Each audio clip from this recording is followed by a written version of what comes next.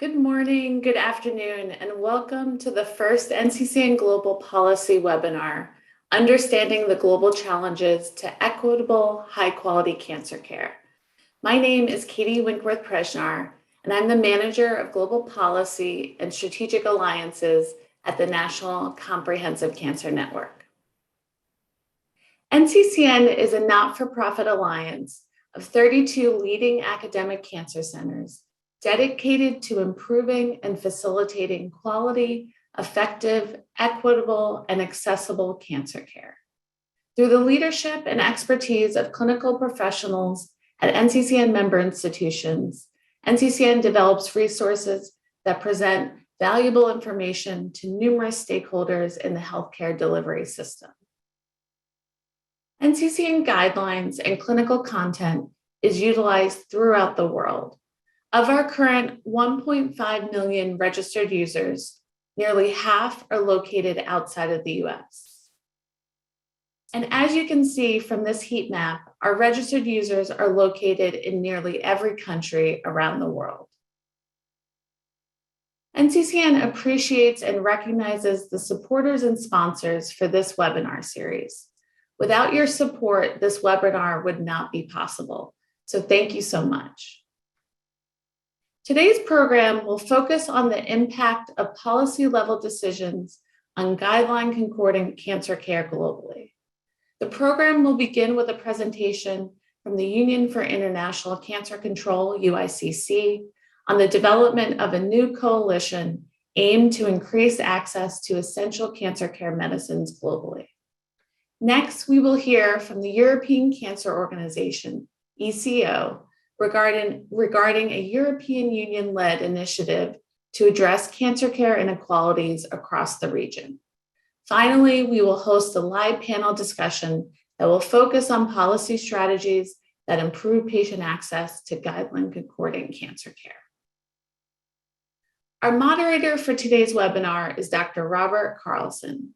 Dr. Carlson is the Chief Executive Officer at NCCN and leads the strategic direction of NCCN global initiatives to improve access to high-quality, evidence-based cancer care. At this time, allow me to introduce our three keynote speakers. Melissa Rendler-Garcia is a Senior Global Advisor for the Union for International Cancer Control, UICC. She is a public health expert experienced in advocacy, prevention, treatment, and health system strengthening. She has successfully launched and overseen innovative initiatives in cancer control and prevention, including the World Cancer Leaders Summit and City Cancer Challenge. She has also advised and managed programs in HIV, malaria, and maternal and child health. We will then hear from Dr. Maddie Apro and Richard Price. Dr. Apro is a member of the board of directors of the Genolier Cancer Center in Switzerland, an immediate past president of the European Cancer Organization.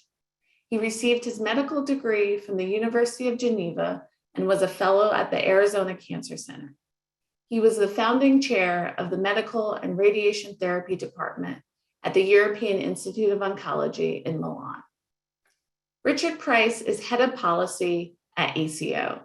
In this role, he works with colleagues to coordinate the policy, research, and implementation activities of 10 focused topic networks, including but not limited to areas such as survivorship and quality of life, quality cancer care, prevention, early detection and screening, digital health, and inequalities. We are thrilled that all three esteemed speakers are here today to share their expertise with you all. Their presentations have been pre-recorded, but we welcome the opportunity to answer your questions during the live panel discussion. Please put any of your questions in the Q&A box. We look forward to an active conversation today and welcome your engagement throughout the program. Hi, my name is Melissa Rendler-Garcia. I am Senior Advisor at UICC and Project Lead for the Access to Oncology Medicines, or ATOM Coalition, that was recently launched by UICC and a range of public and private sector partners. So in today's presentation, what I'm going to do is focus on giving you more information on what the ambition of ATOM is, what our objectives are, who the group of partners are that have been working together the last year to design and co-create the ADAM Coalition's model and scope of work, what our next steps are, what the funding has, our funding requirements, and what our critical actions will be for the next 6 to 8 months as we start going about actually launching the coalition. But before I get into that, I think it's important first to begin the presentation with giving a very quick overview of what the current landscape looks like for access to essential medicines, particularly in low and middle income countries. So in terms of access to oncology medicines in low and middle income countries, as we know, the burden of cancer is very high in LLMICs. In 2020, more than 3.5 million new cancer cases were diagnosed, and an estimated 2.3 million premature deaths were attributed to cancer in this region. Deaths from cancer in low and lower middle income countries are expected to rise to 4 million by 2040, in a region where countries there are least able to detect and treat cancer at an early stage. So while we know that burden is high, nevertheless, and sadly, the availability of medicines on the WHO essential medicines list in LLMICs is limited, with a recent study showing that less than 50% of medicines on the WHO EML are available. And it's important to note, and in particular for essential cancer medicines, that even if medicines are listed on a national EML, doesn't necessarily guarantee that they're purchased and or available to patients. And when we talk about access to essential cancer medicines, we can't forget the important role that access to diagnostic plays as well, because we know that accurate diagnostics is vital in assigning appropriate treatments. But just like the challenge with access to essential cancer medicines, we also have the challenge of access to diagnostics in LMICs. In particular, access to diagnostic services at the public health center sector level. We also know that it's important for resource-restricted governments to prioritize diagnostic services, both at the policy and the health system level. So we know that there is problems with access. We know what the burden is in terms of cancer in low and middle income countries. But what are the particular challenges and roadblocks to actually improving and addressing these issues with access? There are many. And the roadblocks and barriers to be able to increase access specifically for generic medicines, and in particular, generic cancer medicines, are multidimensional.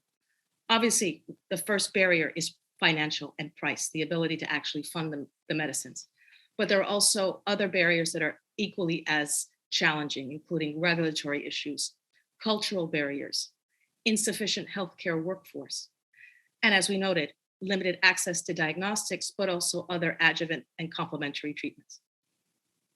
At the national level, when we talk about access to meds, there are many players working within the health system ecosphere with very different objectives, between pharma, WHO, civil society, patient organizations, oncology professionals, procurement and supply chain professionals as well. And also we have the challenge of the patent protection over new medicines that are available or in the pipeline. One of the first pieces of research that was done by UICC and some partners as we were beginning to think about how we can address access issues is that we did a fairly comprehensive landscaping exercise to look at which access initiatives are actually currently running focused on access to essential cancer meds. And what we found was that there are a lot of initiatives that are currently being implemented, but most of those are really focused on very small activities, either done by one particular company with one or two CSO organizations at the national level, mostly focused on donation and tier pricing. There is some support that's been given to some capacity building activities related to access. There are very few cancer programs focused on access to essential medicines that are actually working at scale. Many of us know each other. We work with each other in different kind of areas and sectors of work on global cancer control. But a lot of us work individually on access issues, and there hasn't up until now been a coordinated collaborative initiative to be able to create a hive mind and find a sustainable long-term solution to really increasing access in low and lower middle income countries. So based on all this research and what we know in terms of the burden, in early 2021, late 2020, UICC began to have conversations with a range of international organizations that have really wanted to work more on access issues related to cancer in low and lower middle income countries. Those included the Medicines Patent Pool, which is an NGO affiliated with the World Health Organization that works on negotiating public health oriented voluntary licenses for other diseases, including HIV, TB, and Hep C, that they've had enormous success and track record in being able to negotiate voluntary licenses for those diseases, and have recently expanded their remit to also include cancer. We also began discussions with Project ECHO, was one of the largest platforms for training of healthcare professionals, ASCP to work on diagnostics and pathology, ASCO, NCCN, the Max Foundation, one of the few cancer-focused organizations that is actually working on access, the WHO and others, along with our partners in the private sector to look at how we can really address along the cancer access issue and develop a long-term sustainable solution. So that's how ADAM was born. So as I mentioned, our ambition is to increase the access and availability of essential cancer medicines, currently listed on the WHO essential medicines list for cancer, and provide appropriate training on their use in low and lower middle income countries. What we intend to do is address the lack of access to medicines through an innovative multi-sectoral access mechanism. The way that we want to be structured is that the coalition will not be a standalone entity, but will be a coalition of partners that will be led by a secretariat housed at UICC, bringing together partners with expertise and track records in addressing key access barriers. And along with that, adding on other partners to really address other gaps, such as procurement, supply chain, and forecasting. Now, when I talk about who the ADAM partners are, up until this point, we now have approximately 26 organizations that have committed to partner and join the coalition. Of those, 19 are NGOs or civil society organizations. We also have 8 companies that have committed to launch. And as you'll see, there's some that also represent biopharma, but also generics. We've also mentioned here on this slide, and it's important to note, the role of the WHO. The WHO has agreed to collaborate with us and partner. We're now in process of developing a formal memorandum of understanding. WHO understands and recognizes how and aligned the ADAM coalition is with their own goals in terms of increasing access and working on, especially now given the recently launched childhood cancer initiative that's been launched in late last year. We are hoping that the WHO will act as an observer in our governance structure. And as you see, we have a range of partners that are focused on different capacity building track records and expertise. We're also, as I mentioned, there are other organizations that we're still currently in discussion with and are willing to support in different ways. So I've listed here some of the companies that we continue to be in discussion with, and also other UN agencies and particularly diagnostic companies that we would also like to join, or for them to join as ADAM partners.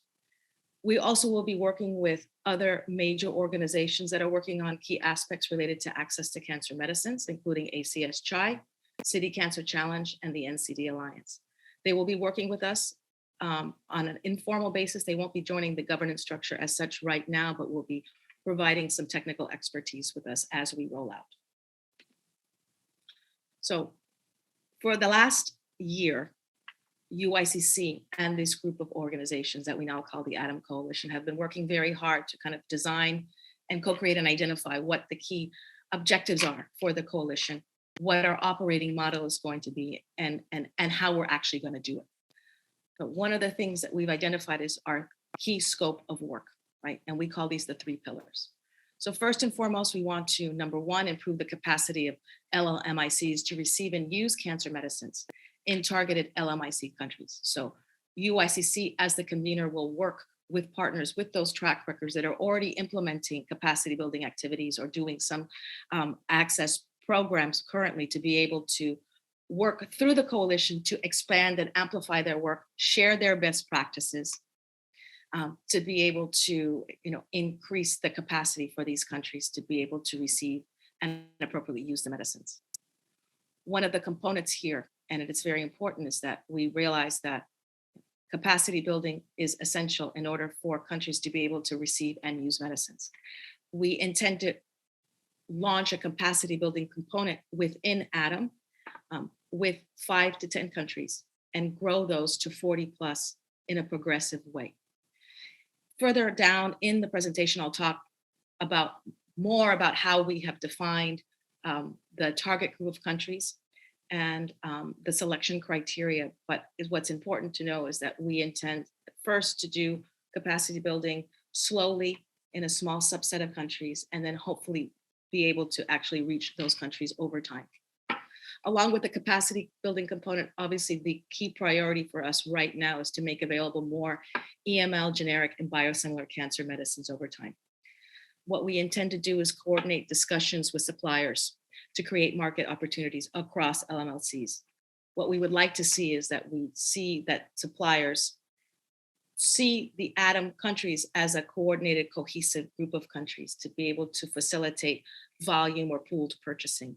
We will engage with specific players like Teva and other generic and biosimilar manufacturers, so that we will also work with, for example, the WHO to see how we can simplify registration processes, particularly for generic medicines, to be able to have increased the opportunities for access to those medicines in LMICs.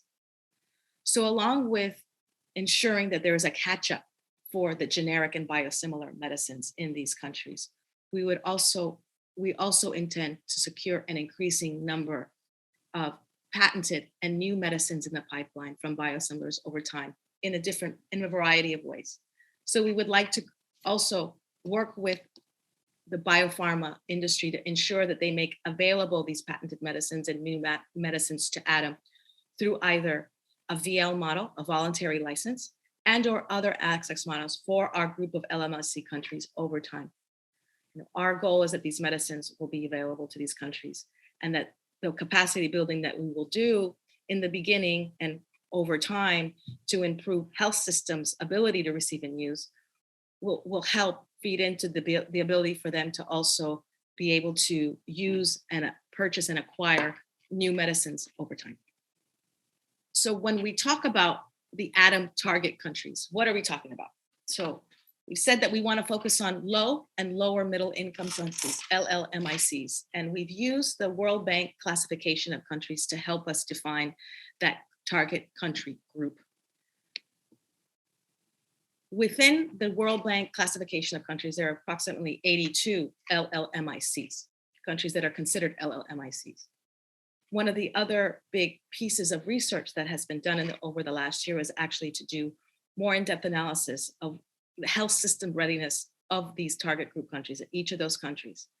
And we have done an analysis of a mapping of the presence of partners currently operating in those countries, whether they have basic diagnostic capacity, the number of medicines already listed on their EML, whether these countries have national cancer control plans, either in process or operational, and the number of UICC members in each of those organizations and in each of those countries.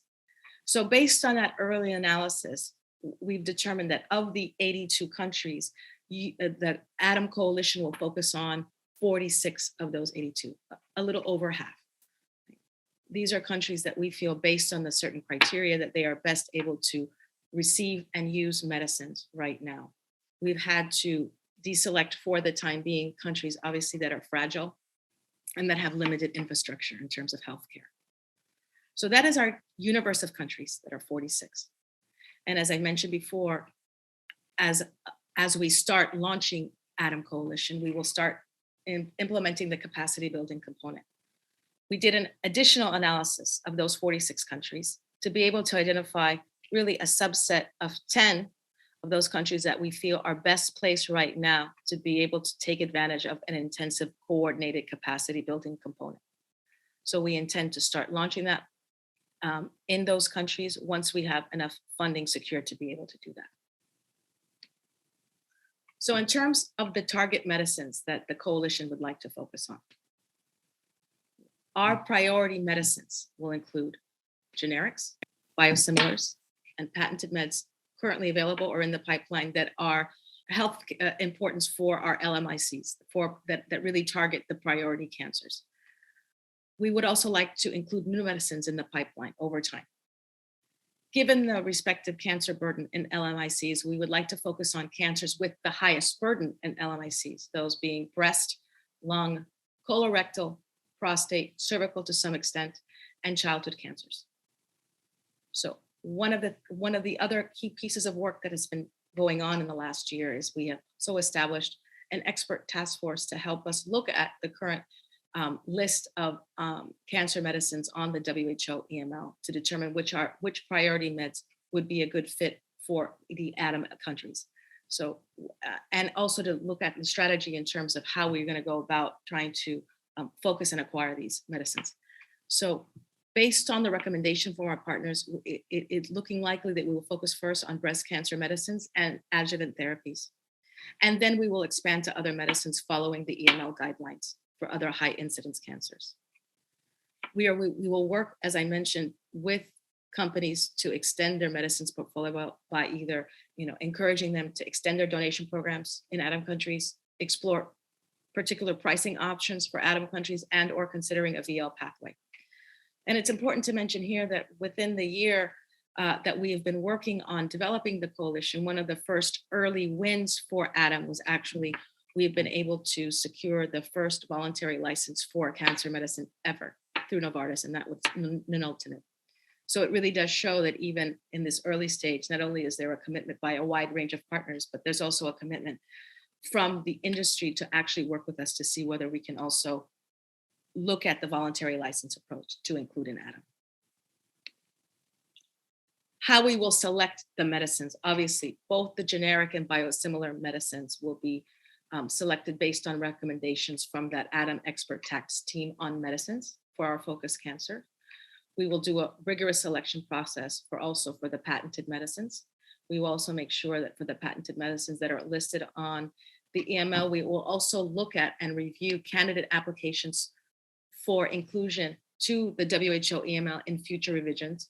We will also kind of explore and review the possibility of included medicines which are not included for ATOM focus cancers, but which demonstrate significant clinical benefit. We also ensure that there will be a comprehensive review of the safety profile and overall magnitude of clinical benefit for other new patented cancer medicines. We are also now, aside from the expert task team that's already been convened and reviewing the EML list for cancer medicines, we were also in the process of convening another task team focused exclusively on pathology and diagnostic technologies required for the appropriate use of the recommended medicines for LLMICs. Now, in terms of our operating model, as I mentioned before, ATOM will not be a standalone entity, but a coalition of members. We will have a secretariat that will be housed at UICC, which will help kind of lead and coordinate the efforts amongst the partners. There will be an executive committee led by UICC, which will also include some of the key members and organizations that have helped design the initiative over time, and a governing council, which will be comprised of partners that are currently implementing capacity building activities. There will be a private sector council, that will be convened, and it will be very similar in structure and scope to the private sector delegations that you see on the Global Fund and Gavi. There will be a representative of the private sector council, both on the executive committee and the governing council. As we start launching capacity building work in countries, there will be country coordination groups in each of those countries that will also have a role in the governance. And as I mentioned before, we already have established expert advisory groups on certain key technical issues, medicines, diagnostics, and pathology are coming.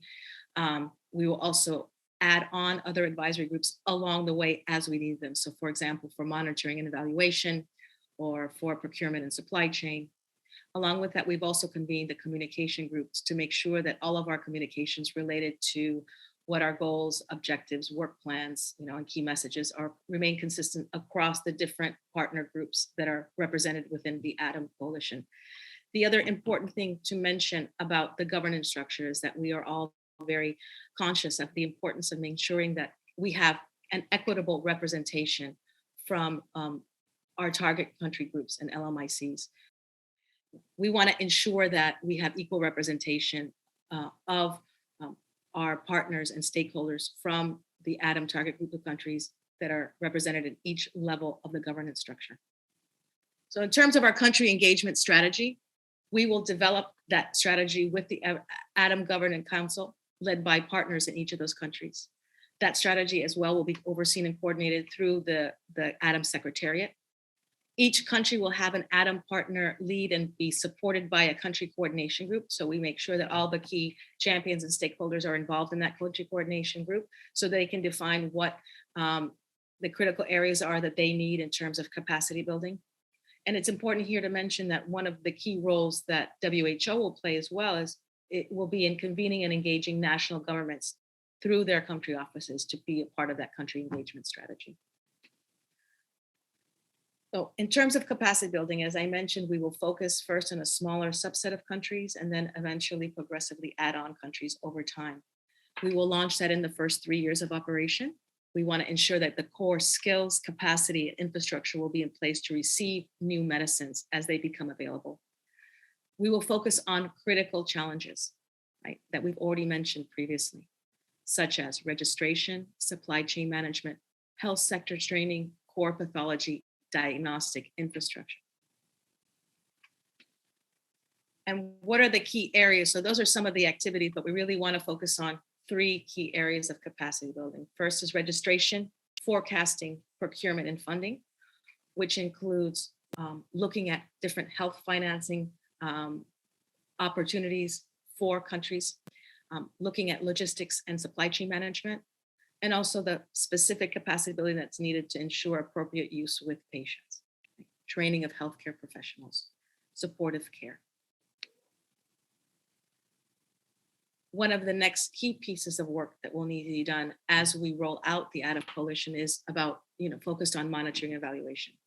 We will develop an M&E framework in collaboration with our partners, which will include a more global theory of change and indicators that will measure impact at the patient, country, and global levels.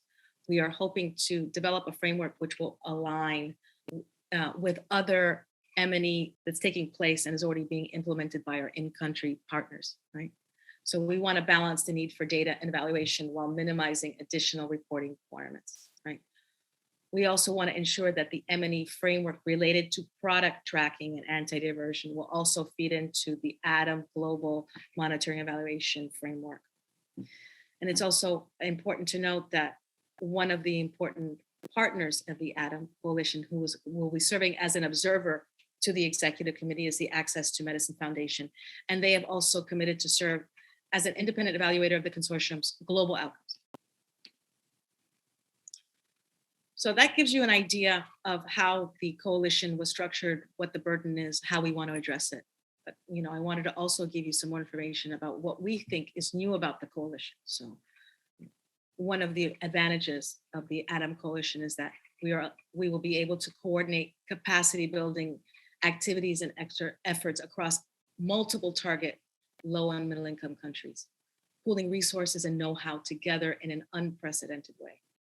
We'll also be able to efficiently negotiate cancer EML medicines with generic and biosimilar manufacturers, not one by country organization. So we're hoping that we can use the ADAM target group as a cohesive whole to be able to do the negotiation.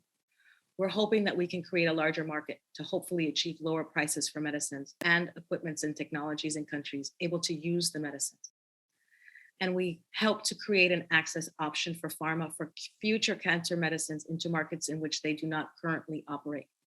So we believe that a coalition like ADAM is also very attractive to our industry partners because it helps them lower costs and risks than instead of just solely relying on donation and reduce pricing.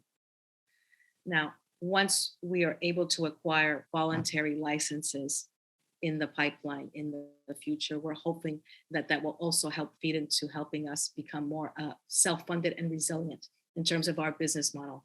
So we're not wholly reliant on donations and CSR support.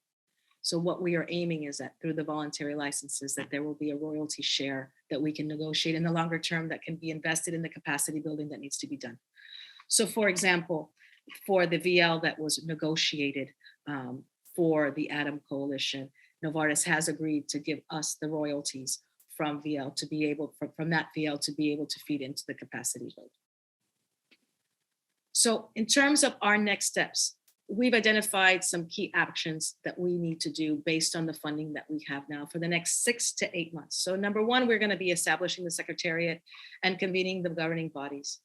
We will be working with WHO to assess the potential of developing a single registration process across the country. So one of the things that we want to focus on is getting kind of like the house in order, but working on some major initiatives that will be a benefit throughout all those ATOM countries.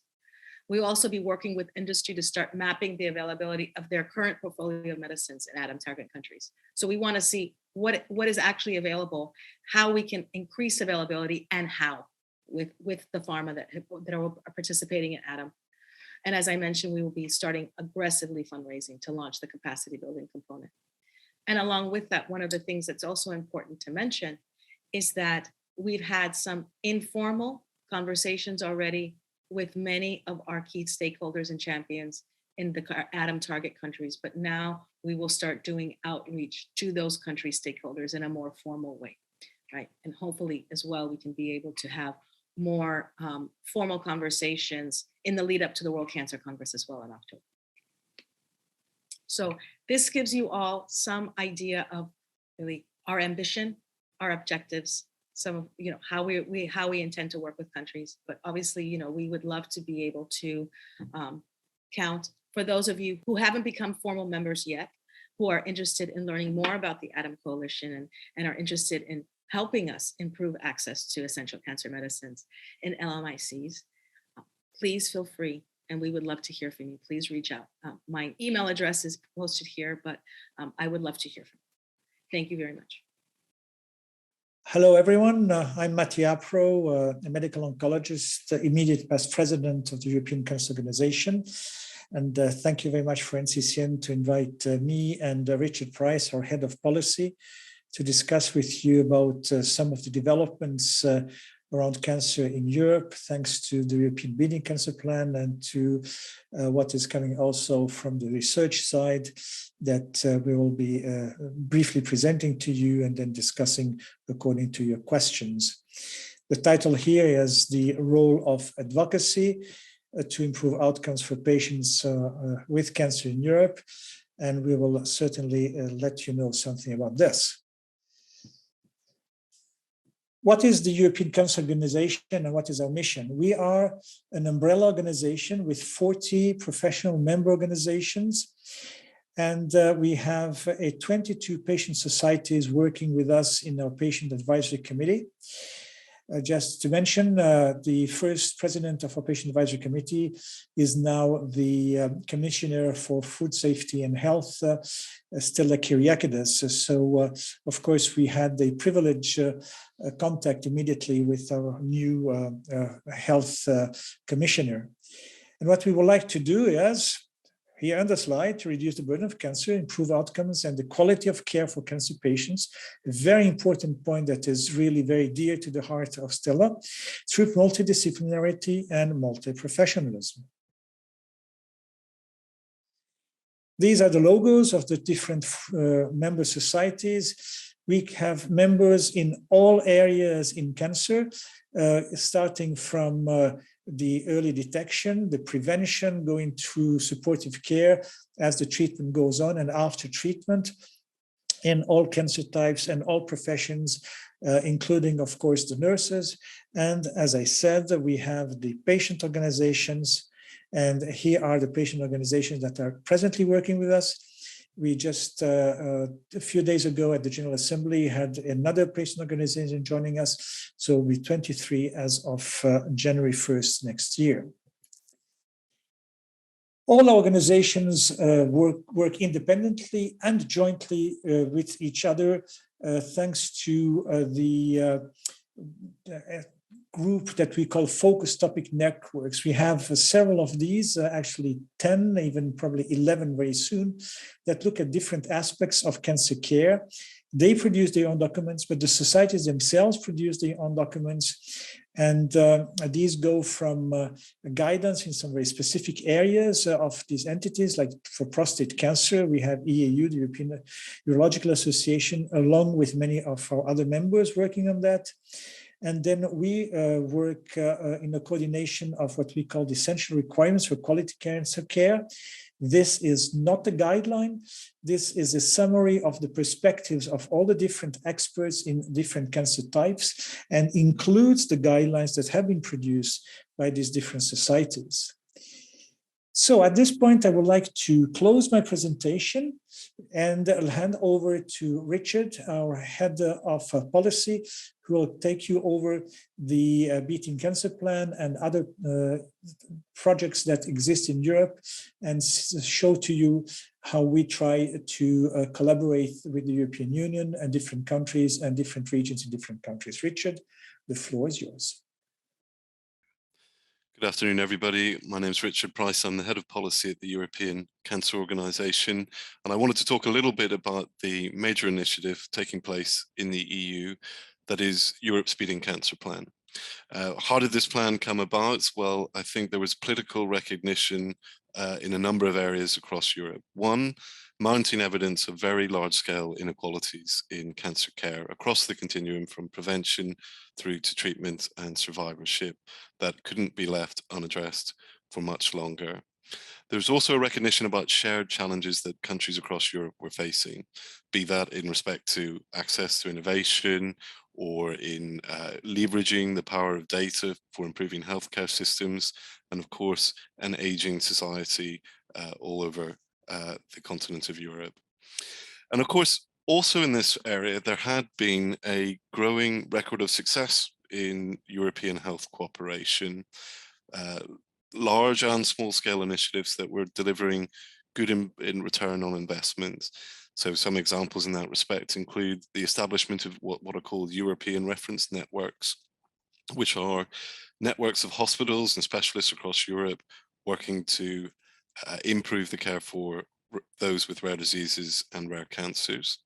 And also very simple, sometimes communication cooperation, such as the European Code Against Cancer, which really distills in a very clear format 12 modifiable cancer risks. So those are just some examples where from the EU investing in health cooperation, strong returns had been able to be made.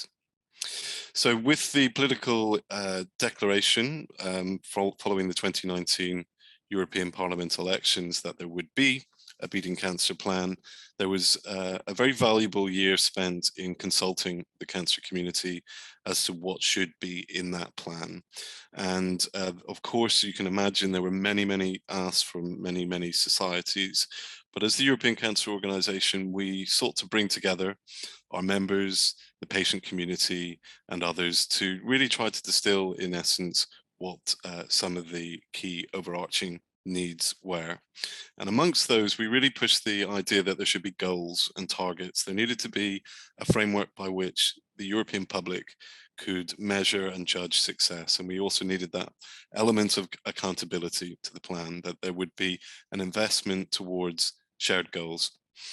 And related to that, we really wanted to see measurement and monitoring as part of this. So a plan, of course, takes time to come to fruition. And if the plan as we expected across many areas, we would need to track which parts were going well and which parts might need redoubled effort.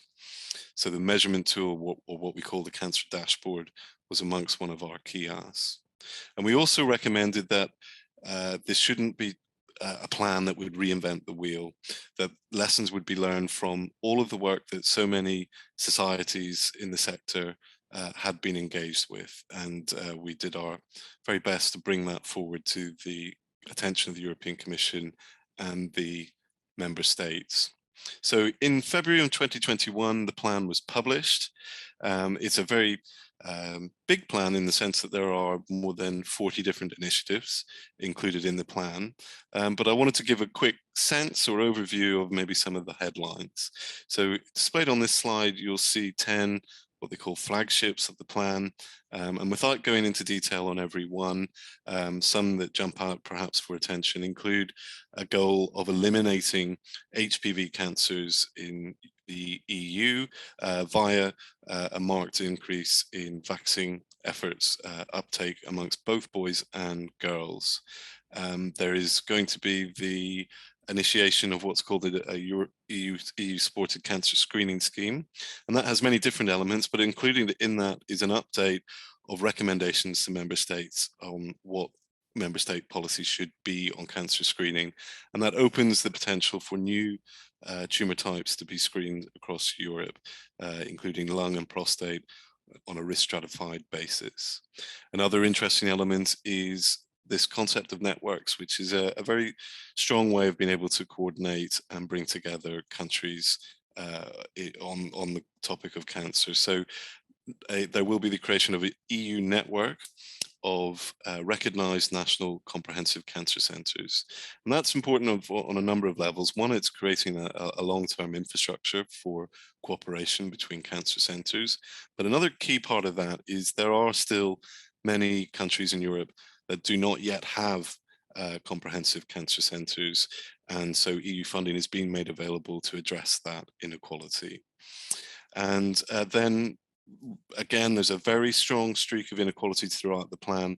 There's the promise of the creation of a cancer inequalities registry that's already commenced in part. And this shines lights on all sorts of areas where maybe more member state, more EU attention could be given to more precisely target inequalities, be it in survivorship or be it in access to elements such as key aspects of the cancer workforce. And then there is also going to be a Better Life for Cancer Patients initiative. A key element of that, for example, is the creation of a cancer survivor smart card. And this would allow cancer survivors across Europe to be able to more readily transport their data, for example, when they are moving across countries, but also to embrace other functionalities that can better support the growing numbers of cancer survivors in every European country. So in general, in terms of the strategic approach to the plan, it's a mixture of both hard measures, if you like. There's a number of key elements of EU legislation proposed, especially in respect to cancer prevention. And then also what one might call softer approaches, which is trying to inculcate some shared goals between EU member states on elements like HPV cancer prevention or tobacco use reduction, and then general support as well for many key agendas within the cancer community. So there's strong support, for example, to elements of cancer survivorship, such as what we call the right to be forgotten, and that is reducing financial discrimination for cancer survivors when they seek to access loans, mortgages, and insurance. And it's backed up with 4 billion euros of EU financing across many different funding streams, be that, for example, the EU's health program, its digital program, and of course, its research program as well. And that's a concept as well as bringing together all of the many different parts of the European Union. So it's not just the health section of the European Union, it's trying to bring in, for example, employment directorate generals to look at how we can improve the reintegration of cancer survivors in the workplace, or how we can better protect workers from carcinogens in the workplace.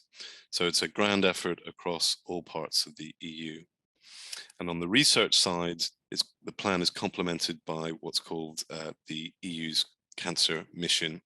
And this is, if you like, I suppose, could be compared with the cancer moonshot in the United States.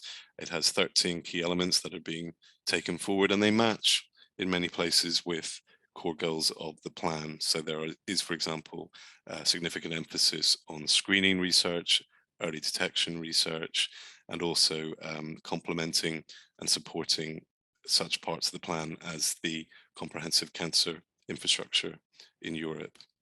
So many calls are now being produced for proposals in this area. Legislation is being prepared, and we expect more of that in this autumn. Tenders are being produced to international agencies to help support the work, and joint actions are being created, which is where government agencies are brought together to work together on shared topics like HPV cancer elimination. So I'd say we're about 15 minutes after kickoff on the plan. There's much still to be played for, but the cancer community remains united and cohesive in its support for this plan. But we know barriers are going to be faced. We know there are obstacles to come, and we are preparing ourselves for those as best we can. So some final reflections: where are we and where next? Well, will the Beating Cancer Plan meet the expectations of the public and the cancer community? I think we're at the early stage, but key is going to be regular monitoring, showing in a visual way to the public what is being achieved. I think that's a core part of this. We want to make sure that this is not a one-off exercise, but it's something that is supported by the public over the longer term. So that means remaining goal-focused and showing the success when it occurs. Which areas really stand out as legacy creating and change making? Perhaps this is a personal view, but I think that HPV cancer elimination, if that can be achieved, would be a long lasting legacy. Equally, the achievement of a tobacco-free generation. And as I mentioned, I think that EU network of comprehensive cancer centres holds quite a special promise of providing tangible legacy and really addressing inequalities across Europe by creating and achieving new standards in care. What are the major challenges that the implementation process will face? Well, I think the prevention policy measures are tremendous on alcohol labeling, for example, food labeling, and tobacco taxation. But we know the political process can sometimes be unreliable in these areas where competing interests can often weigh on the minds of the decision makers, and in this case, the European Parliament. So we're being as active as we can be with other partners to promote the achievement of those prevention measures.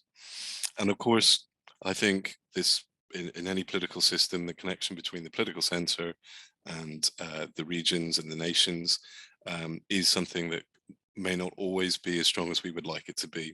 So again, this is something our organisation is seeking to help address, to make sure that people across Europe know about the plan and connect to it, find ways to be part of it, to connect to the funding that is available.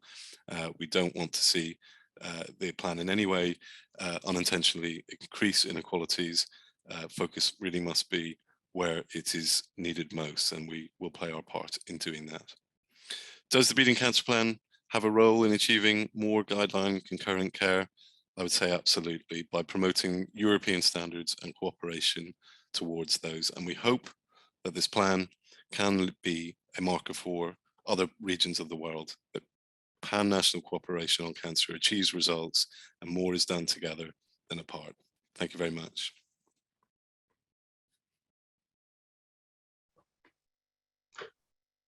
So I'd like to add my welcome to today's webinar. I'm Robert Carlson, CEO at NCCN. I want to remind the audience that should you have any questions for the panel, please use the question and answer feature at the bottom of your Zoom screen, and that will be forwarded to staff, who in turn forward the questions to me for posing to the panels. In addition to two of the three speakers from the videos, Richard Price and Melissa Rendler Garcia, two additional panelists will be joining us. Dr. Susan Msadabwe Chikuni from Zambia and Agata Polinska from Poland. Dr. Msadabwe Chikuni, could you please introduce yourself briefly and tell us why it is that you find yourself on a panel discussing the impact of policy and regulation on access to guideline-concordant care? Good afternoon and good morning to everyone. Thanks for joining and thanks for having me. I'm Susan Msadabwe Chikuni. I'm a clinical and radiation oncologist at the only cancer center in Zambia, the Cancer Disease Hospital. I also head the clinical care services at that hospital, and I'm the director of training in clinical oncology in Zambia as well. So I find myself on this panel because I am part of the African Cancer Coalition, which partnered with NCCN and American Cancer Society and Clinton Health Access Initiative to formulate treatment guidelines, or to adapt treatment guidelines and harmonize treatment guidelines to our setting, which is sub-Saharan Africa. And I believe that one way of ensuring guideline-concordant care is having guidelines and everybody adheres to the guidelines. Thank you. Thank you. And Gata Polinska, could you introduce yourself also?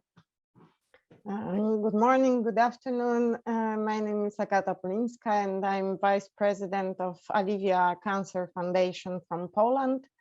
I'm also a patient, a cancer patient since 15 years. I'm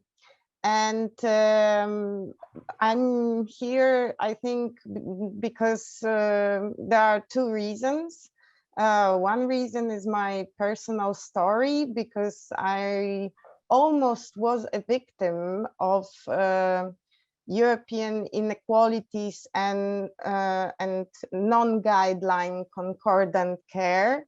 And I'm here because I went finally to United States and I brought some medicines in my suitcase, which appeared to be unavailable for me in my country.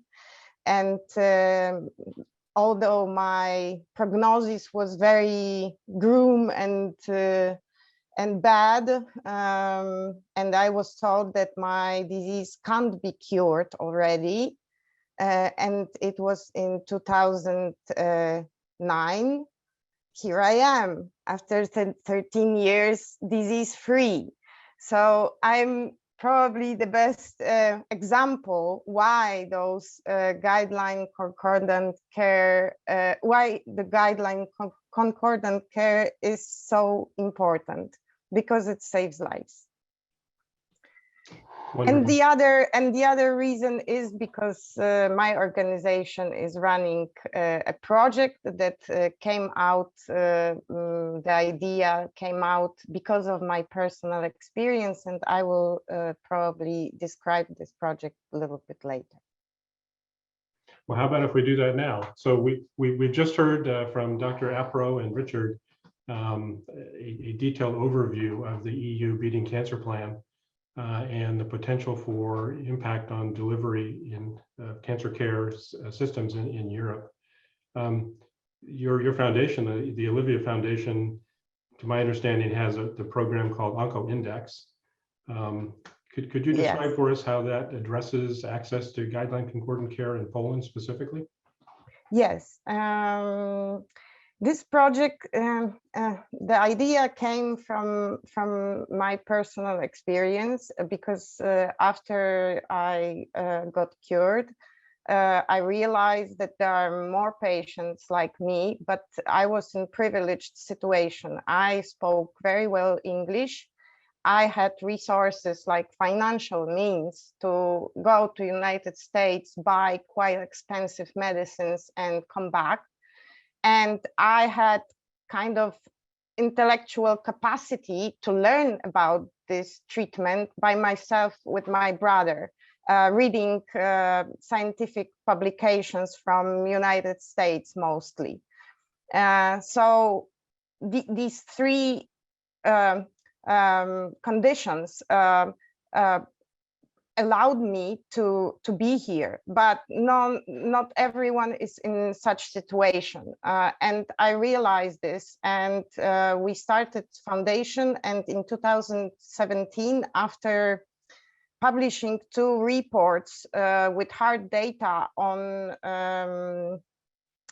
comparison, what is recommended by NCCN guidelines, then ESMO guidelines, and what is on the reimbursement lists in Poland, we decided to create OncoIndex, because those reports, although they made quite a big how to say, impact, but still they were quickly outdated. So we decided to create portal OncoIndex.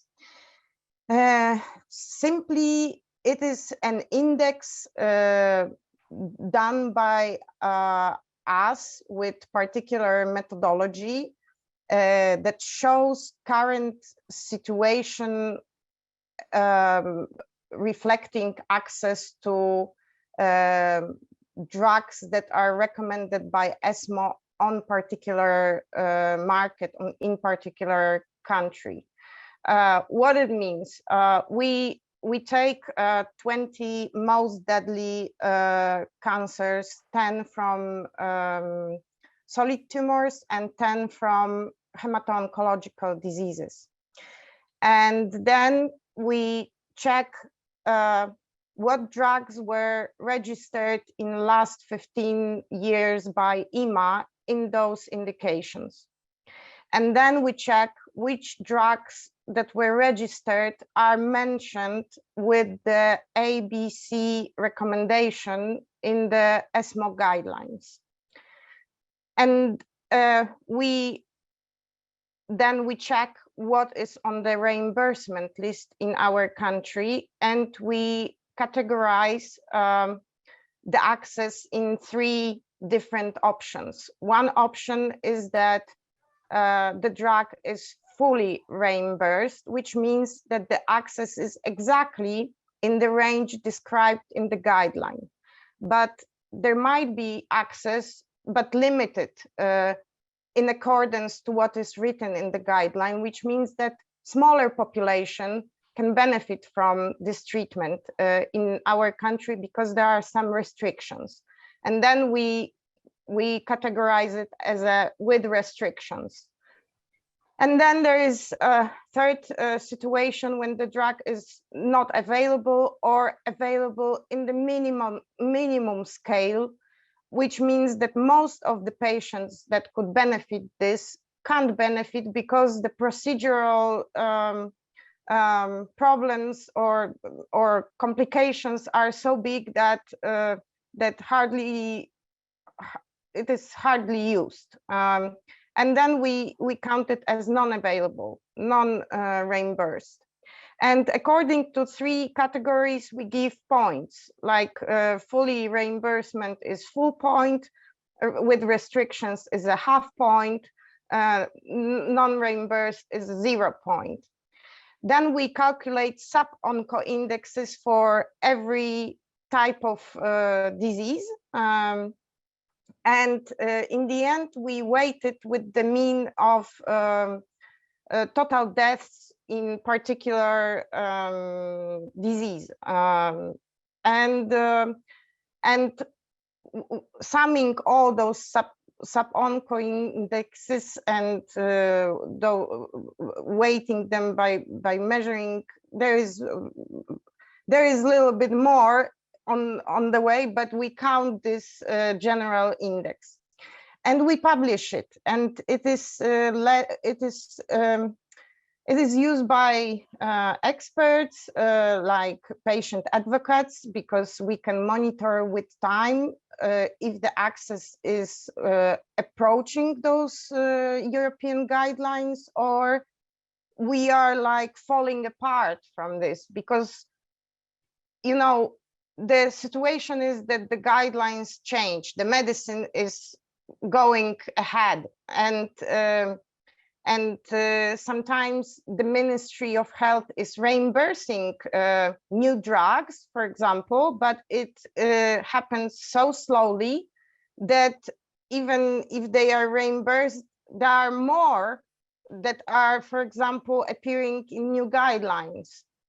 And in such situation, our OncoIndex will fall down, which means that it's not a big success for the ministry to reimburse further treatments, but they must do this fast enough to, close the gap.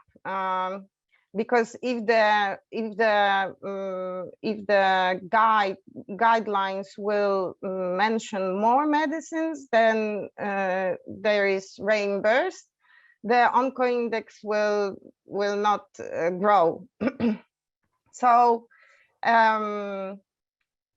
this index is also used by, this portal is used also by patients, because we made a search for patients, and they can type their type of the disease, and they can see what drugs are recommended by ESMO guidelines in their type of the disease, and what is the reimbursement status of this drug, if it is reimbursed fully or with restrictions or totally not reimbursed. And we encourage patients to take this list and speak with the doctor, because we also made we also made a kind of research on oncologists in Poland, whether they inform patients that there are some options of the treatment, but they are not reimbursed. And only 14% of the doctors confirmed that they always do this. The rest, sometimes, seldom, never. So it is not guaranteed that when you go to the doctor, you will be even informed that there are some options, but maybe not reimbursed, and maybe they are the optimal treatment for you, not the one that you are offered. That's why we made this portal also kind of simple for patients, because, you know, even reading guidelines might be kind of challenging for a regular patient, especially in the beginning. So we made them a search, like to simplify things, but to make also a subject for the discussion. Because maybe, you know, there are people that can afford, and even if they can't afford costs, which are huge, we all know, then we, the Alivia Foundation, we have a program for patients. If you can't afford such treatment, come to us and we will start crowdfunding for your case, and we will try to gather the money that is needed and to pay you this treatment that you need. And we already passed to our beneficiaries and collected for them more than $5 million. So we probably this is why I am here. The portal is done with the potential to spread it to other countries. We are dreaming about taking other countries into consideration into our analysis and having comparisons between European countries, for example, because this is the true, how to say, fuel for changes. With the comparisons, we can go to the government and say, on hard data, you see, there are countries that are doing better. Maybe they are a little bit more, I don't know, somehow they do this, yeah. So, okay. So maybe let's share, let's learn from them how they are able to do this. So Agata, I think you've outlined a really crucial issue here in terms of the relationship between the European Union and individual countries. And let's go to Richard Price for a moment. So Richard, Agata has outlined a very specific system within Poland that is obviously somewhat different from systems in other individual countries in the EU. So can you help us with the intersection of healthcare policy and regulation at the country level within Europe versus at the EU level? And how do the recommendations of the Beating Cancer Plan influence policymaking, if at all, at the individual country level? Yeah, there's quite a lot of complexity legally and politically between what the EU is allowed to do and what it has legitimate power and authority on. So that's a sort of area we dabble with it every day. But I think in the Beating Cancer Plan, they've taken, I think, quite a wise approach. Where they have power, they're using it. So on primary prevention, there's hard legislation on things like labeling or on taxation that the EU has an ability on. On other areas, such as, for example, reimbursement in every national country, that is a national power. And I think if the EU went in there too heavily, politicians and governments would not be happy at all. But it doesn't mean that it doesn't do anything. So there is approaches, for example, on the particular issue of access, how to use the EU's abilities on pharmaceutical legislation to bring about improvement. So there's a whole potential overhaul of the European system of, for example, market exclusivity that's been looked at and seriously considered to see if there's improvements that can be made. And then there's these sort of softer approaches like measuring and monitoring inequalities in access. We're very in favor of that, because I think even if the measurement itself doesn't change anything, it shines a light on the problem. And when you have that information, there is a need to do something with it. So if you can see that in certain parts of Europe, there's a serious inequality and access problem, it helps to create the momentum both in that country and at a European level to do something. So I think the EU is doing as best it can on the topics. And I think finally, COVID has changed the environment, because previous to COVID, health was the sort of Cinderella almost of EU policy. There was bigger things on the economy and taxation that were the front and center, but that's changed now. I think people understand the case for health cooperation, and there's now talk of creating a European Health Union. There's brand new agencies on health emergency and resilience planning. So I think watch this space. I think there's going to be more to come as well. Thank you. Thank you. So let's travel away from Europe for a moment and head south to sub-Saharan Africa. Dr. Msadabwe-Chikuni, you focus much of your work on increasing guideline-concordant care in Zambia, and in fact also in the larger sub-Saharan Africa region. And we at NCCN have had the pleasure and privilege of working with you on many of those efforts. Could you talk about your role in the African Cancer Coalition that you mentioned earlier, and the development of the harmonized guidelines? And are they making a difference? How are they being used? Talk with us about your experience. Yeah, thank you very much. Yeah, so as mentioned earlier, I'm a member of the African Cancer Coalition that worked together with NCCN, as well as the American Cancer Society and Clinton Health Access Initiative, to harmonize the NCCN guidelines to sub-Saharan Africa. So the African Cancer Coalition is actually composed of 100 oncologists, more than 100 oncologists, and other multidisciplinary cancer care physicians from over 30 hospitals and universities and Ministry of Health in 13 sub-Saharan African countries. And yeah, so apart from this, I'm the chair of the Gynae Cancer Committee to harmonize these guidelines. But I've worked on other guidelines, which include the HIV and cancer guideline, as well as the Kaposi sarcoma guideline, many other supportive care guidelines as well. In addition to harmonizing the guidelines, there's actually an access program that CHAI is heavily involved in, that I'm sure is kind of on the lines of what the presentation that was made earlier on by Melissa Atom. And with the guideline harmonization for sub-Saharan Africa, these are similar to the NCCN guidelines in that they are, you can access them online, you can access them from a mobile device. And as you know, yes, connectivity in Africa might be on and off, but when you've got a handheld gadget, it's quite easy to access guidelines than to have a printed copy in your office, for instance. These guidelines also help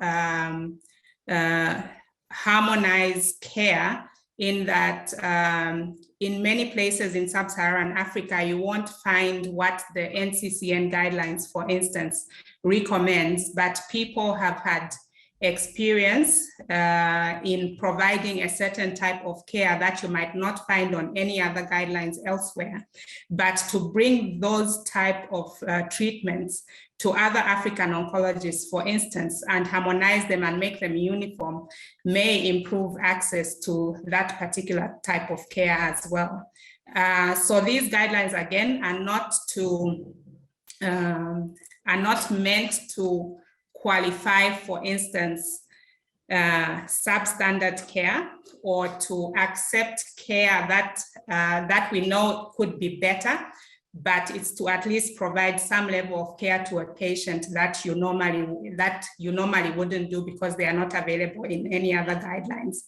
However, the point of the guideline also is to show, for instance, policymakers, Ministry of Health, that this is what we should have, and to give them a benchmark so that they are able to reach that point. Thank you.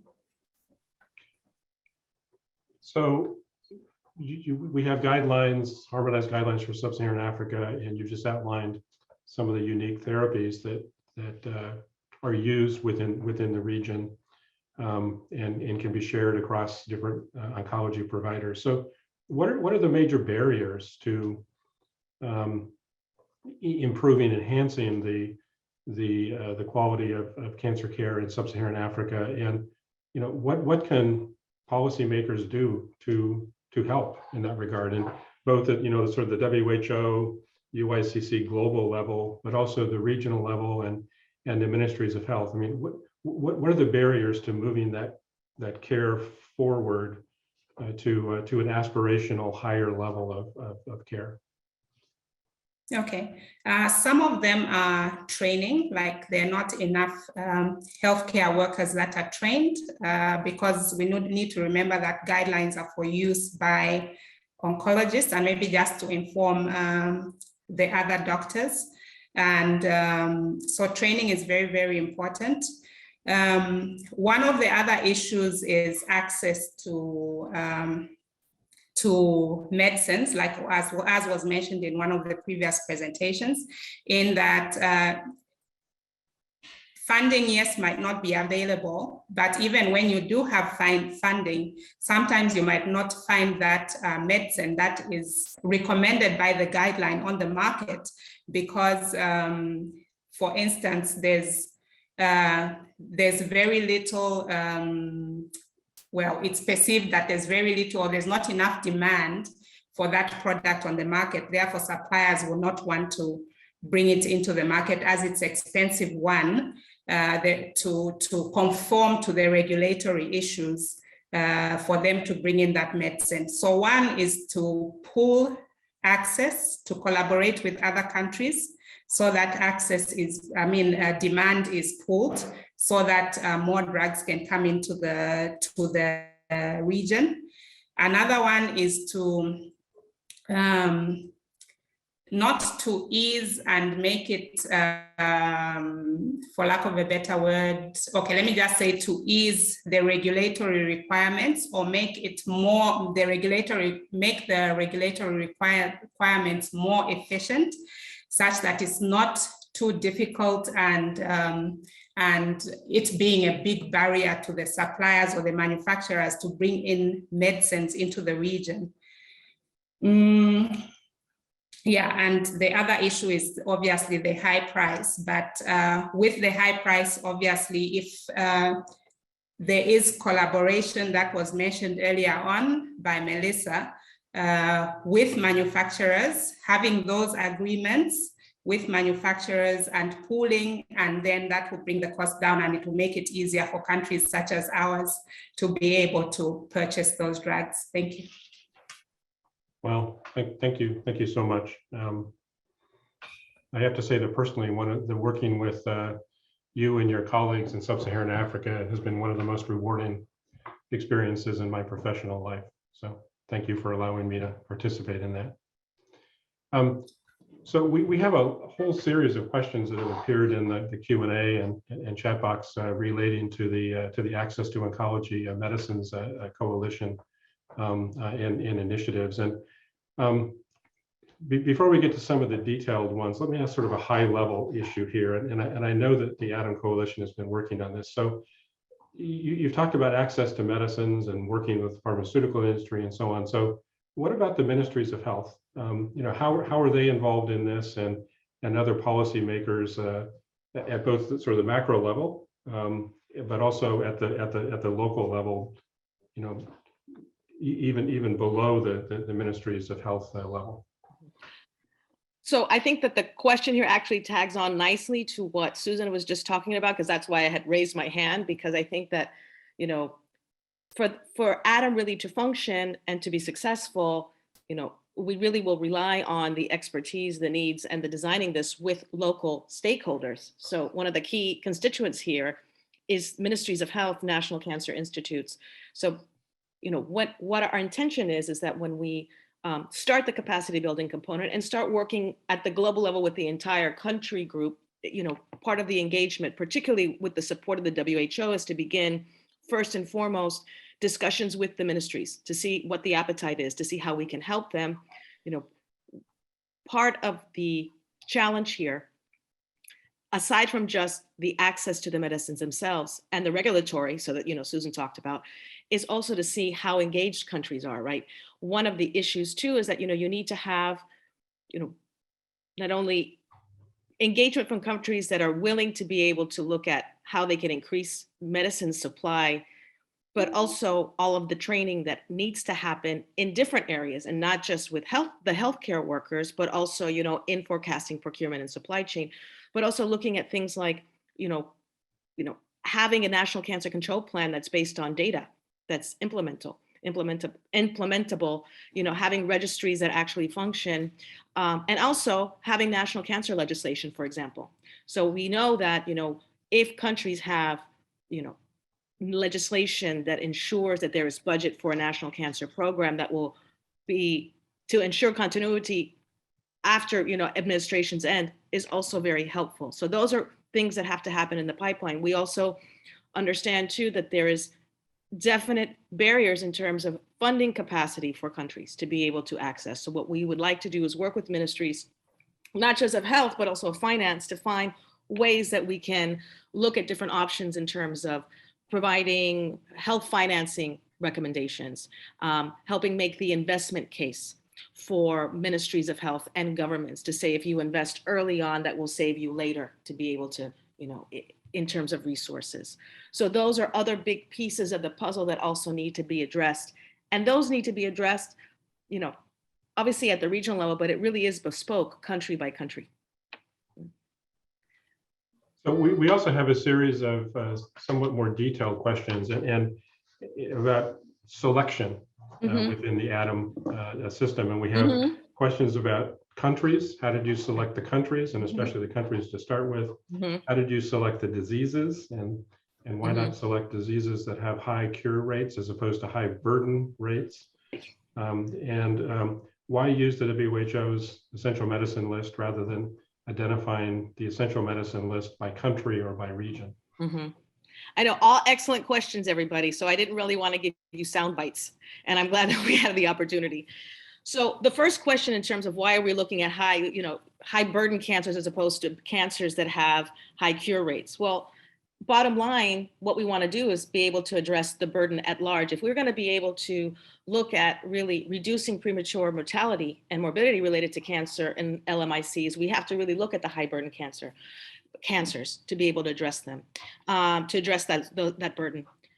But at the same time, one of the great benefits of working in a coalition is we have, along with us, organizations that are already working on other cancers. So for example, one of the cancers listed was CML. So I give you the example of the Max Foundation. The Max Foundation is one of the few organizations out there that are actually doing very consistent access programs actually focused on CML.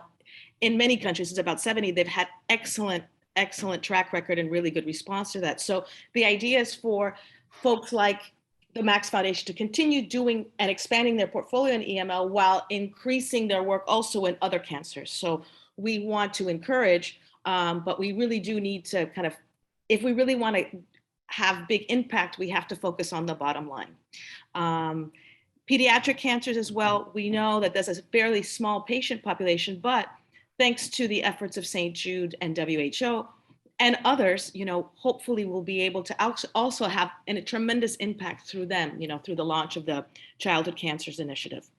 So that's one question. I think there was another question related to, the selection of countries. So we did a very detailed analysis, and Bob and Katie can tell you how much work went involved in that to try to do kind of a mapping, to look at certain criteria of countries to be able to see who are, number one, best able to be able to use and receive medicines, but also a second cut to see which countries we felt right now on the ground will be able to best benefit from a coordinated capacity building response.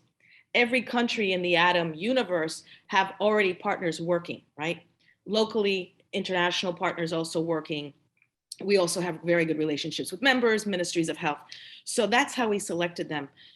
Someone asked, I think, about when we were going to start announcing when the countries are. We've been very cautious about that because we don't want to create expectations too early. At this point, we've been able to raise enough funds to begin kind of like the global macro systemic work of ATOM.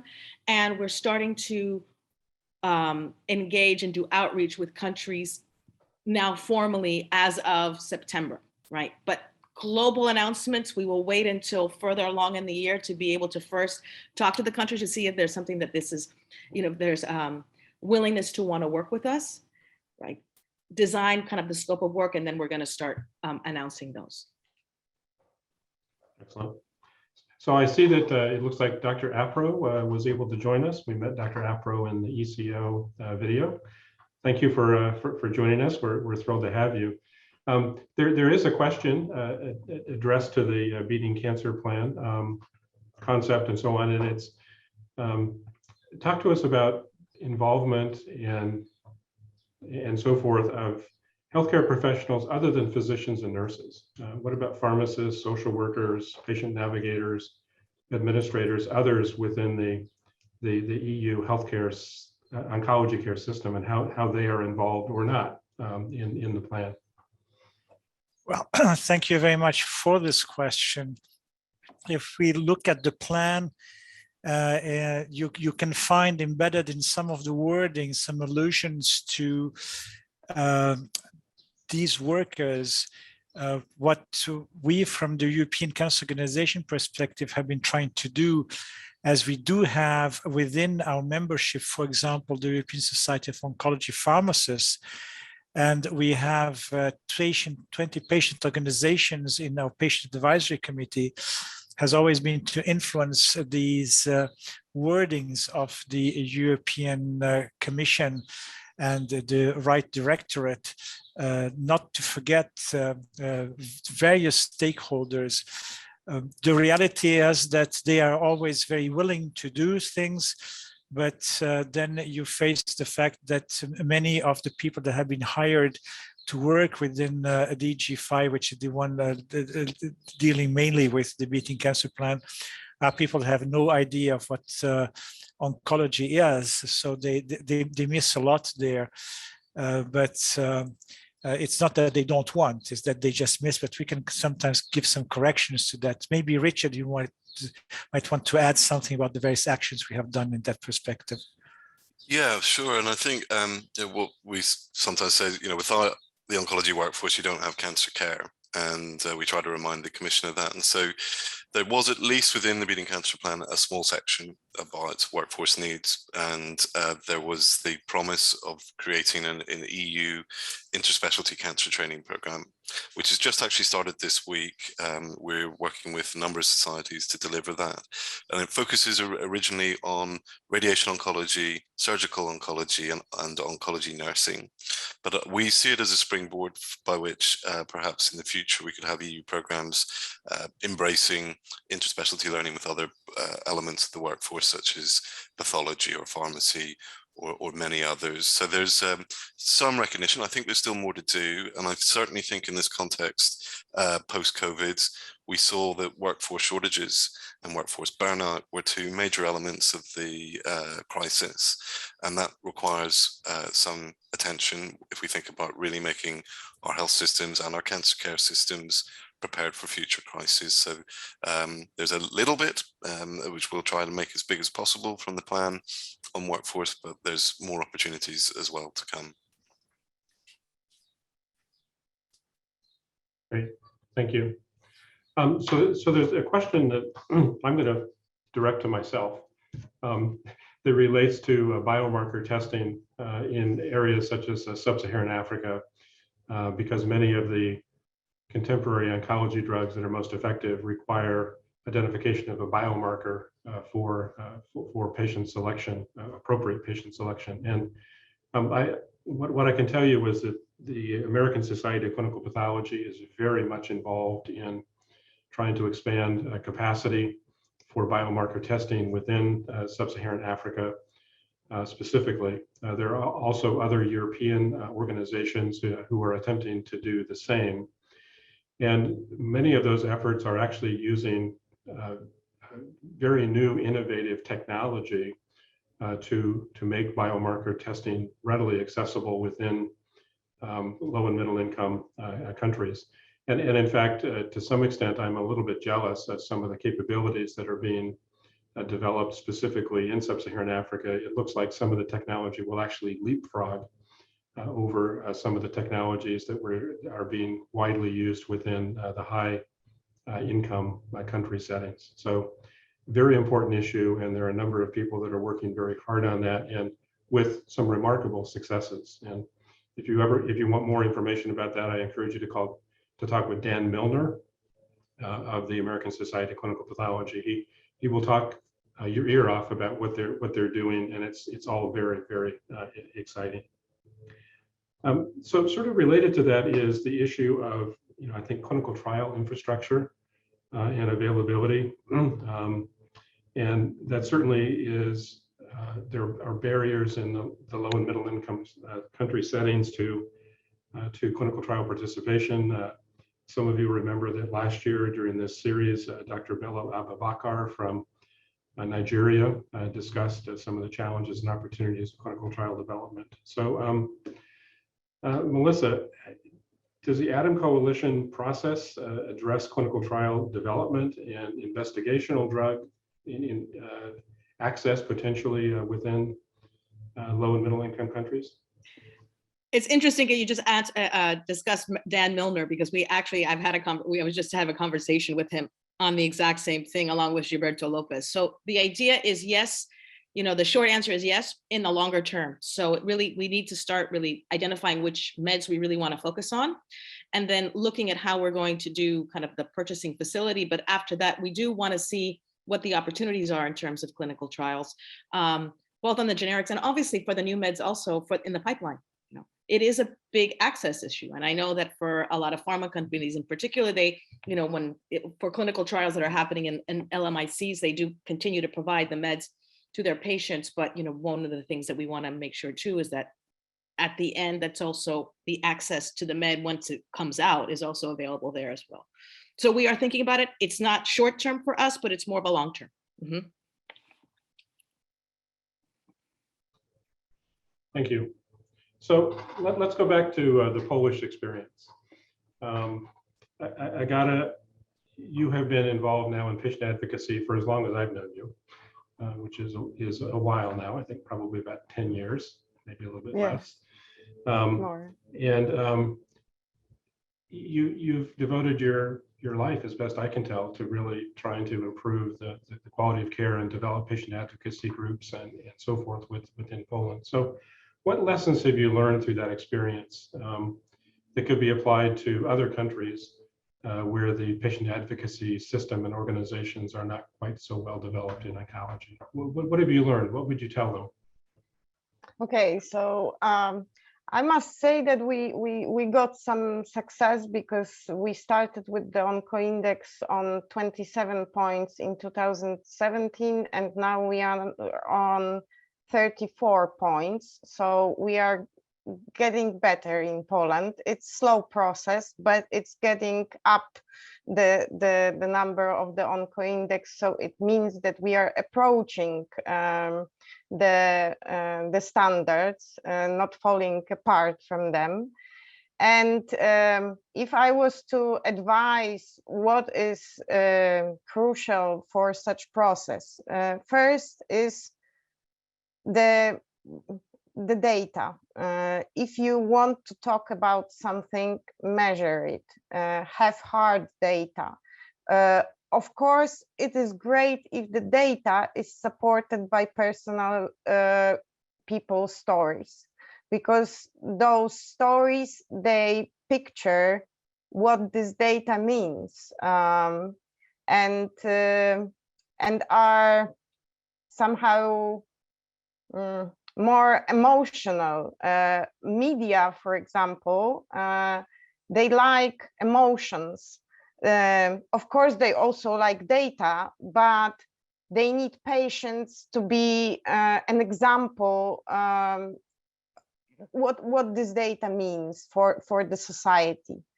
And from my experience, we are trying to educate patients, first of all, and their caregivers, because if they push doctors, doctors will push up as well. If we try to educate general public with help of the media, that the treatment is not according to actual medical knowledge, and there are some changes needed.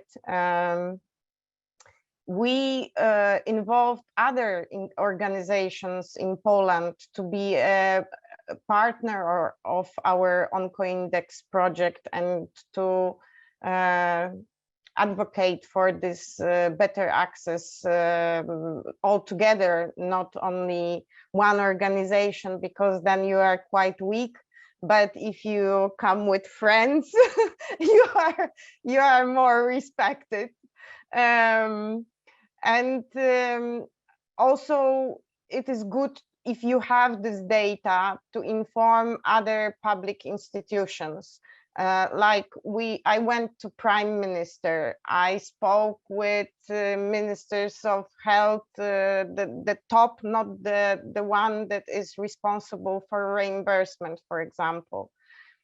We spoke with other parliament members about this problem, and we were showing them the data. But I think the biggest power is in the people, citizens, and through the media we can engage citizens, and they make the biggest pressure on government, especially before voting time. So this is also a good advice.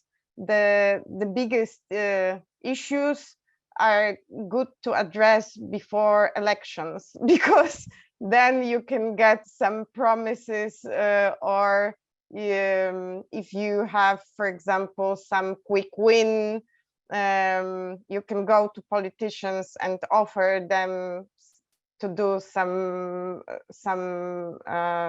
quick win projects, for example, and they will more happily engage in them than after elections. At least it happens in Poland. Yeah, I think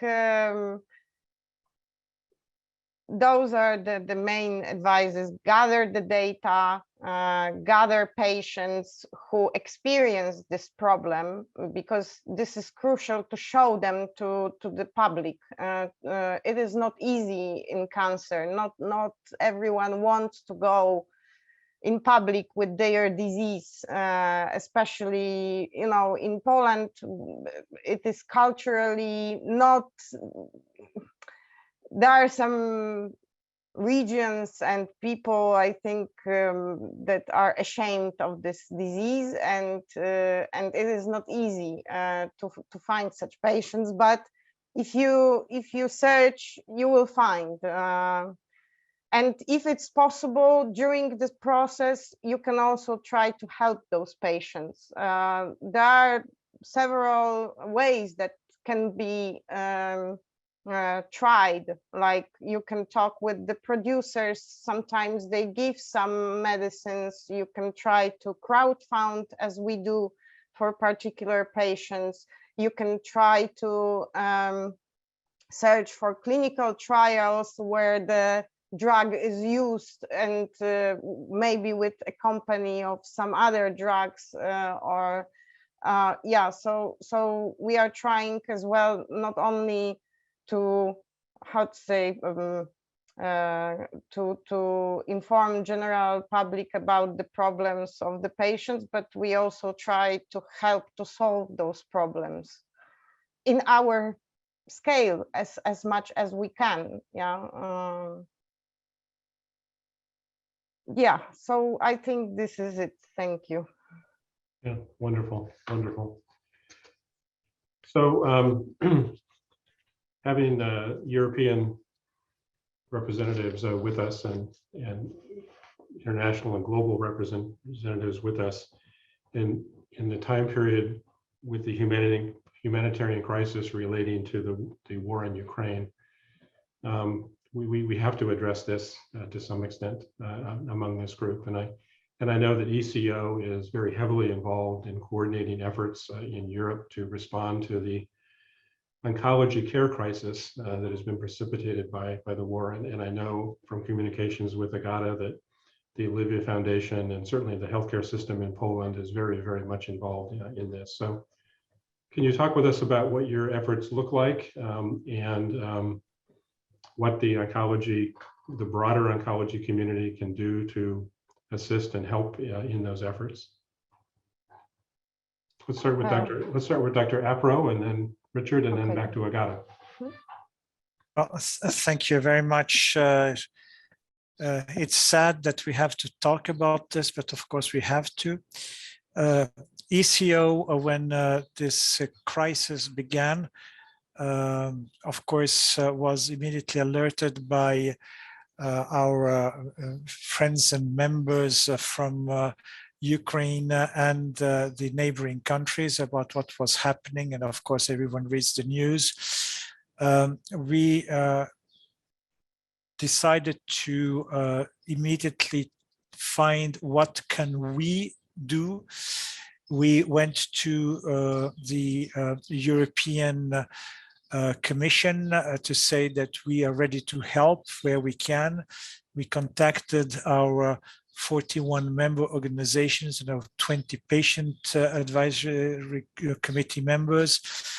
And we also got in touch with our friends from the American Society of Clinical Oncology and created very rapidly a workforce that continues to be traditionally called the ASCO ECO workforce on the Ukrainian crisis.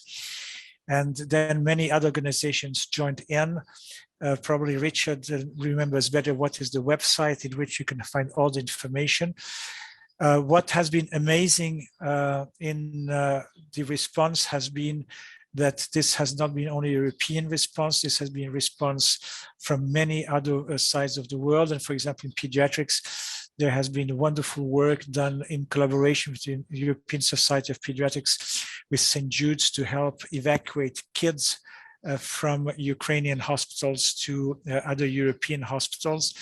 And then many other examples of this kind. We are in close touch, of course, with our colleagues and various members in Poland and the other neighboring countries. And we have weekly meetings in which we discuss this, and we have access to specific intelligence thanks to one of our colleagues who actually is sometimes over there on behalf of the United Nations High Committee of Refugees.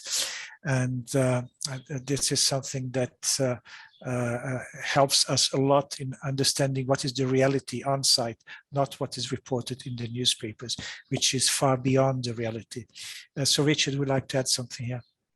Yeah, well, I think it's certainly, for saying anything, I mean, just to praise the incredible work that's been done by so many in the cancer community. I mean, the patient organizations have been doing amazing things, running cars to the border to collect patients, really very, very inspiring. And of course, the generosity of and spirit of welcome of the neighboring countries, Poland, Moldova, and all of that region have really opened their doors and welcomed people in and made their health services available for cancer patients on the move.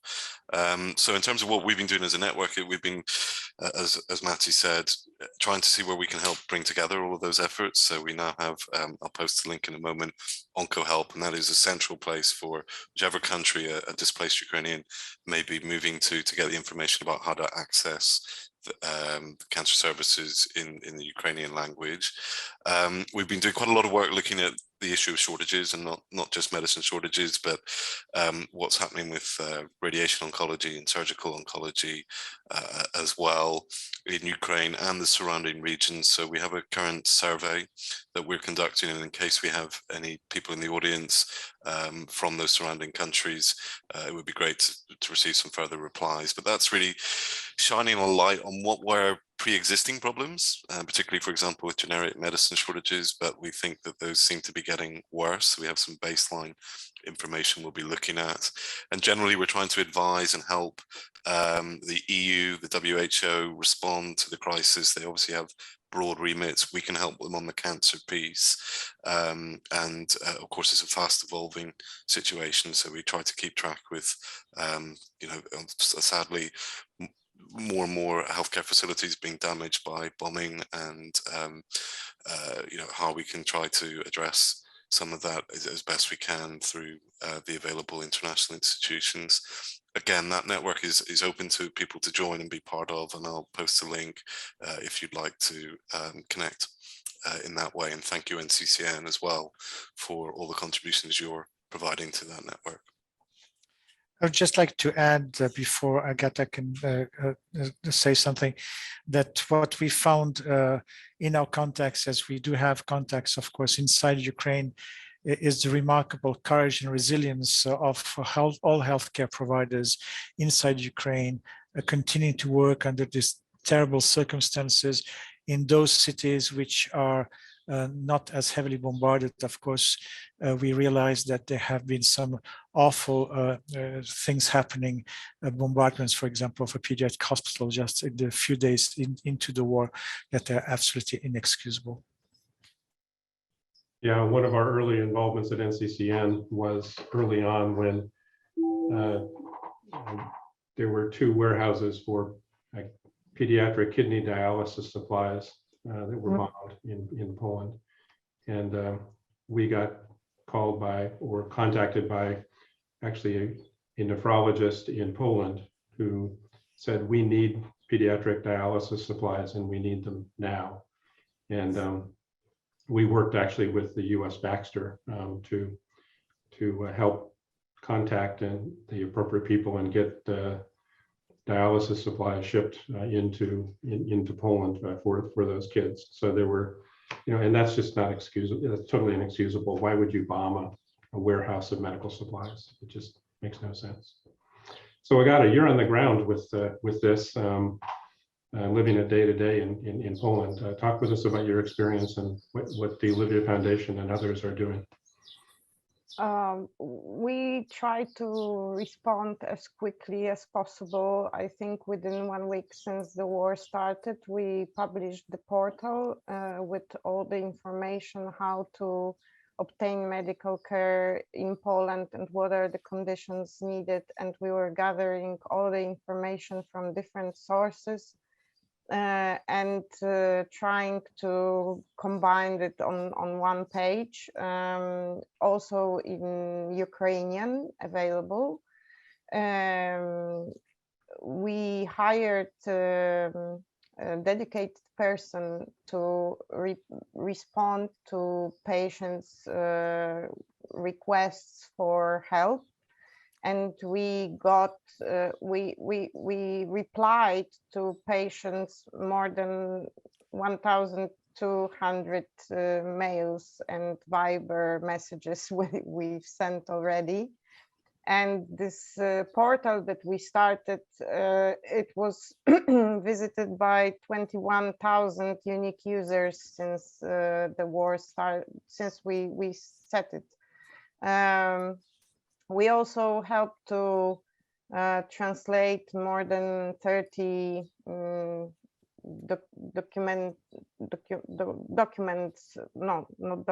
medical records, medical records for patients that needed it to continue their treatment outside of Ukraine. We, as we are running this crowdfunding program for Polish patients that are lacking some essentials medicines, and sometimes they need other financial support, we included in this program one lady from Bucha, for whom we are collecting now also some financial means to help her continue her treatment. And we are how to say, we are scared because what we observe in Poland is that those patients, despite they get information from us how to proceed, they get into the queues that are in Poland for Polish people as well. And it causes some tensions between those patients who are waiting for their services in Poland and are not served on time. And now we have additional patients that are trying to enter the system, and sometimes they are shadowed by doctors, but because the case is so urgent, like in the front of the queue, and it brings frustration for Polish patients that why Ukrainians are treated when we are waiting already long time, and so on and so on. So there are tensions because our system was overloaded before war. We had COVID, and even before COVID, our system suffers very little staff.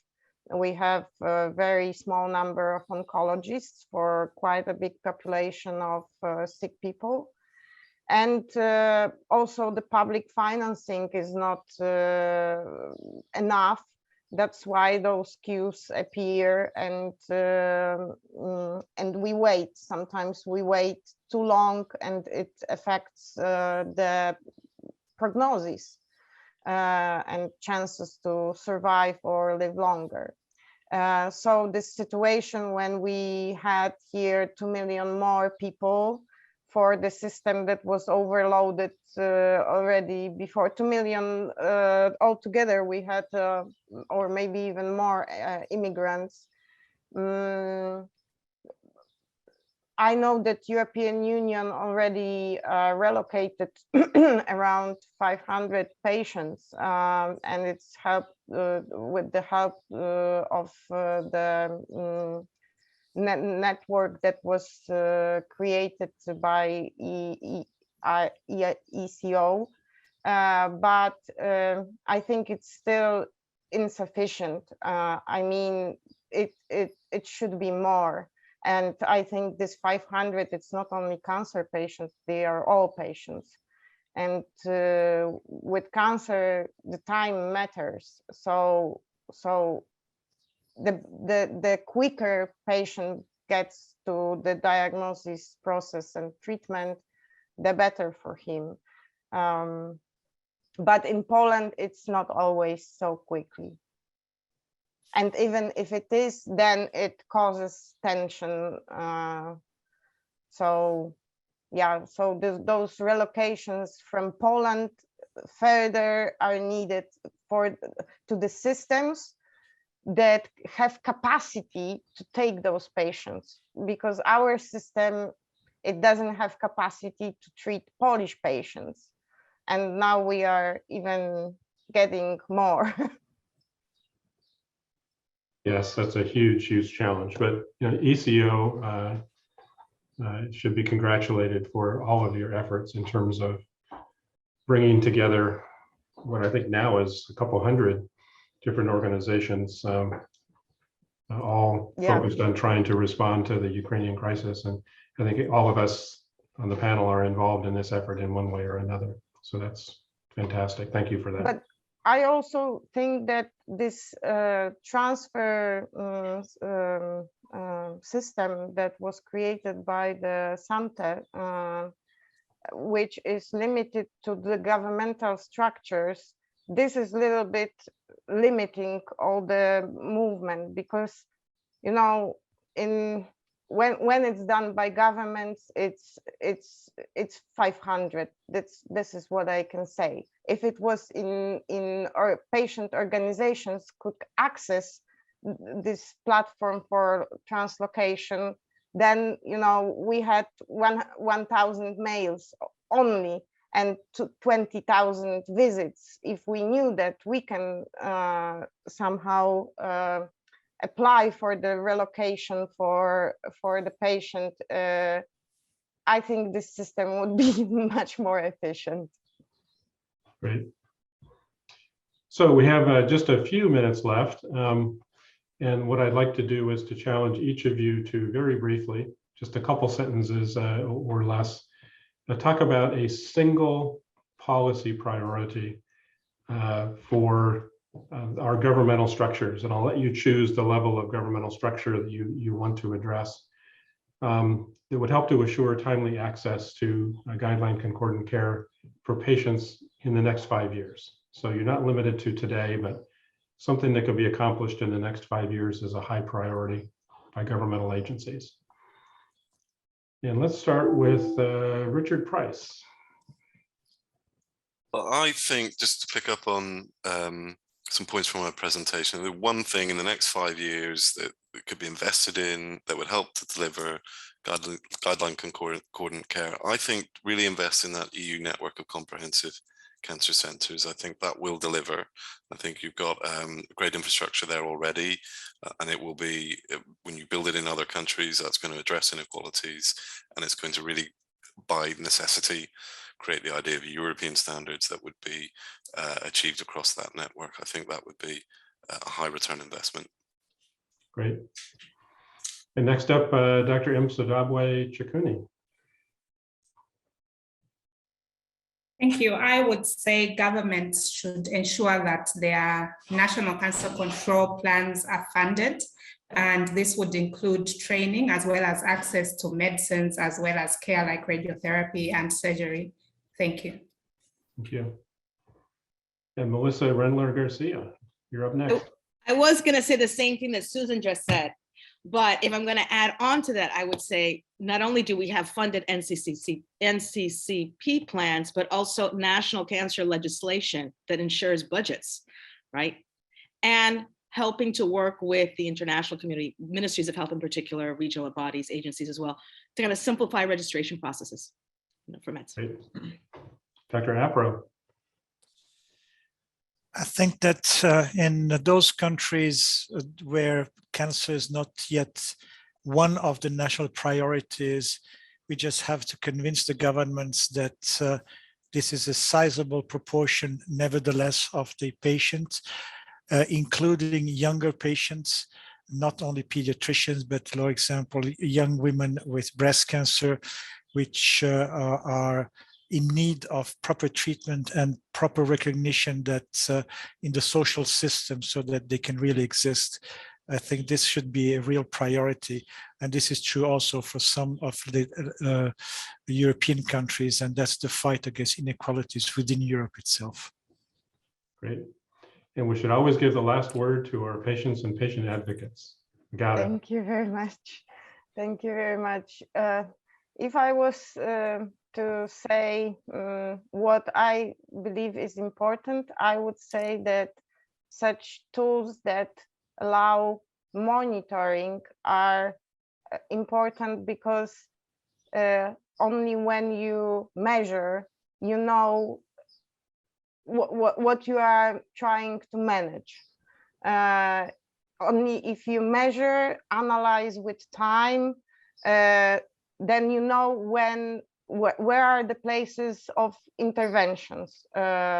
This is first, but of course, to speed up the reimbursement processes, legislation, as previously was said, but in the end, I believe also that registers to monitor if the guideline-concordant care is really in practice, because it cannot be only available, it should be practiced. And to have this reassurance, we need registries. Clinical registries, not those, how to say, the big one, the epidemiological registries. This is not the epidemiology is important, but it is very general.